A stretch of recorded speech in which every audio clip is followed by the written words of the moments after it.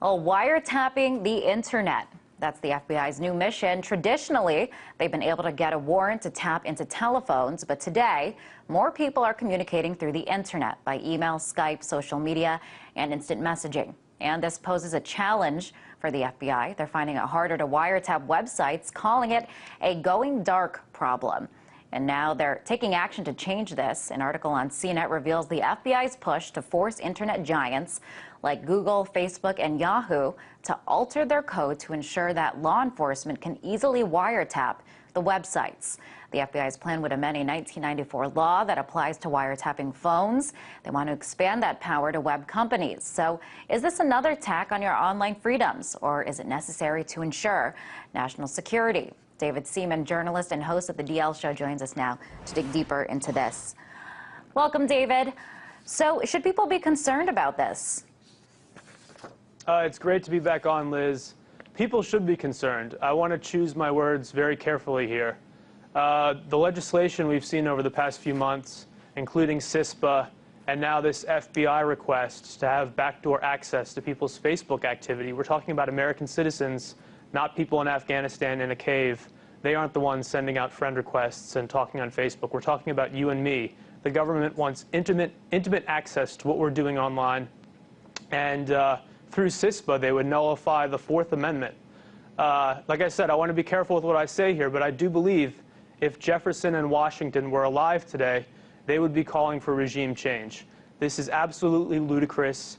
And I'm not some peacenik or hippie. You know, I'm aware that there are some people out there who want to cause the United States of America harm. And I'm all for spying on those people. Read and listen to every single word they say and go get them. You know, turn their little neck of the woods into a parking lot for all I care. So I'm not opposed to spying on our enemies. I'm opposed to spying on hundreds of thousands, perhaps even millions of Americans who have committed no crime and are just trying to use the internet to communicate. Now, traditionally, David, the FBI, they have had the ability to wiretap phones, but now more people are communicating other ways. So does it make sense that they would be able to wiretap these newer forms of communication? Liz, it absolutely makes sense that they would want to update some of this language because, as you pointed out, people are not using phones predominantly anymore. They use the internet to communicate, and we use text messages and that sort of thing. The problem here is I see all of these things now as connected. And I'm not a conspiracy theorist. I'm not some weirdo. My background is in personal finance and financial journalism. But it's hard to disregard what is happening. Over the past few months, we had SOPA, which is really a career killer. To push something that radical and ludicrous, that could kill the career of any politician who supported it. And then they turn around and they push CISPA, which is even worse. And it's backed by these extremely powerful tech companies affiliated with the Pentagon, tech companies that most people don't even know about and have never heard of. These are not well-known companies, but they have tremendous lobbying power. And I think there's this weird gray area where they're collecting this information, and it's clearly not related to terrorism investigations. How many people in the U.S. are actively plotting terrorist attacks? Certainly not hundreds of thousands, and yet hundreds of thousands of national security letters, or NSLs, have been issued over the past few years, according to some experts on this issue. So what's going to happen when they have backdoor access to Facebook and to Twitter and to Google+?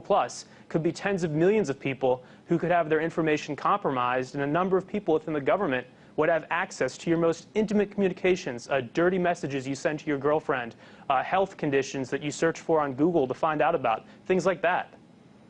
But wouldn't they need a warrant, David, in order to get this information or to spy on people?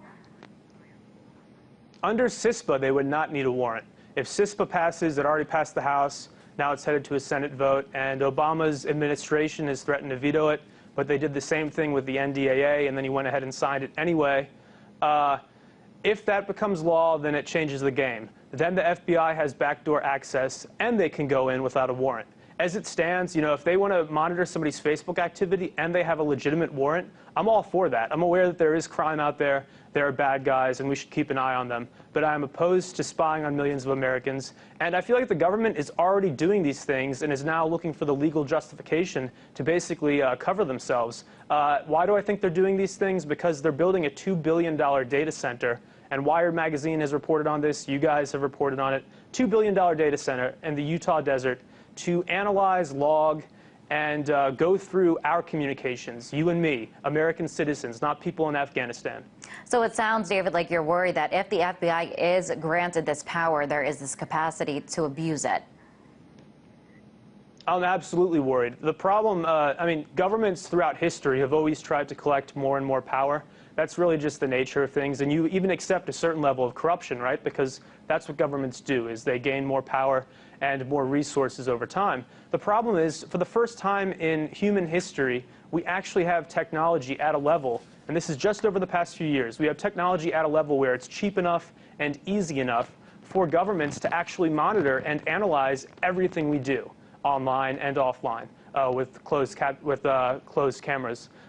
It's really weird. It's like we're now in this state where, and former NSA officials have said this, we're like this close to being in a totalitarian state. We have the technology, they're passing the legislation to make it possible. And the thing that scares me most is that when you turn on most news networks, you turn on CNN or MSNBC, they don't talk about this. Just the other day, the co-founder of Reddit was on CNN, and he mentioned CISPA. He said he doesn't plan to invest in Facebook because of their pro-CISPA policy. And the anchor was just like a deer in headlights, right? She didn't want to address it. None of the other people on the panel wanted to address it, and so they just move on. And it's the same thing when Ron Paul is talking, and they're covering one of his campaign speeches. He talks about CISPA. He talks about NDAA. He talks about warrantless wiretapping of American citizens, and then they just cut away. And they're like, that was Ron Paul, everyone. And they don't actually put these things into context, and these are huge issues. So that's what scares me. I know something's going on because it's not being covered in the news. Well, we here at RT have spent a good amount of time covering CISPA and NDAA and some of these issues. David, this plan would require big companies, Google and Facebook, for example, to alter their code so the FBI can wiretap their sites. Do you think the big companies will be on board with this?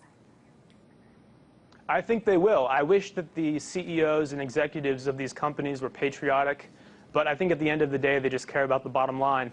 And particularly with CISPA and with this backdoor access also, if the government says to them, look, you're safe, give us this information and you get litigation immunity, nobody can come after you, we're not going to come after you, we're not going to overregulate you or drive you out of business, these companies just go along with it. They don't care about you and me. They don't care about our privacy. They care about their shareholders. And I'm a capitalist, so I don't have a problem with that in theory, but at the same time, I'm also an American citizen, and I don't want to see us turn into a full-blown police state, which is that's where we're headed. People need to talk about this. The other day in the news, someone in the audience asked Mitt Romney if he thought that Obama had committed treason. And then the mainstream media sort of jumped on it, and they were just basically mocking this woman without actually bringing into context the fact that Obama has signed some treasonous things into law over the past few months, and without bringing into context the fact that the government is rapidly trying to look at our online communications. And this backdoor access, like I said, in principle it's fine, but in practice, I believe it will be misused. Now, David, I do want to bring up the government's response to this. The FBI calls this problem going dark, meaning they are no longer able to wiretap suspects, and they say this could pose a problem for people's security. Here's what a representative of the FBI told CNET today. It states, quote, a growing gap exists between the statutory authority of law enforcement to intercept electronic communications pursuant to court order and our practical ability to intercept those communications. The FBI believes that if this gap continues to grow, there is a very real risk of the government going dark, resulting in an increased risk to national security and public safety. So, David, what is your response to this? I don't think they ever went dark. I think when I even send an email to one of your producers, it's being stored on a server somewhere at the NSA. I'm like 100% certain of that.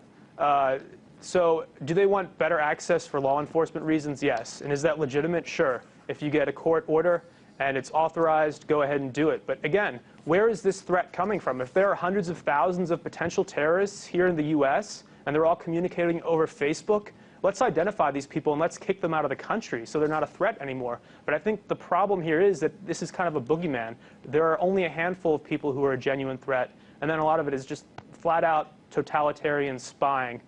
And we've seen things recently. All of my readers, not all of them, a lot of them seem concerned about this resettlement manual that the Army put out.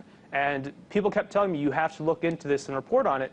And I was skeptical, but I looked it up. I downloaded off of public intelligence, and there are plans for resettlement camps even in the U.S. It's not as bad as some people are making it out to be, but these are weird times. Will the government misuse their wiretap and their Facebook backdoor access to see what our political views are and to see where we stand? I believe they very well could, and I think that's a risk that we need to address with new legislation to make sure that this is never misused. All right, David, we're out of time, but thank you very much for coming on the show today. That was David Seaman, journalist and host of the DL Show.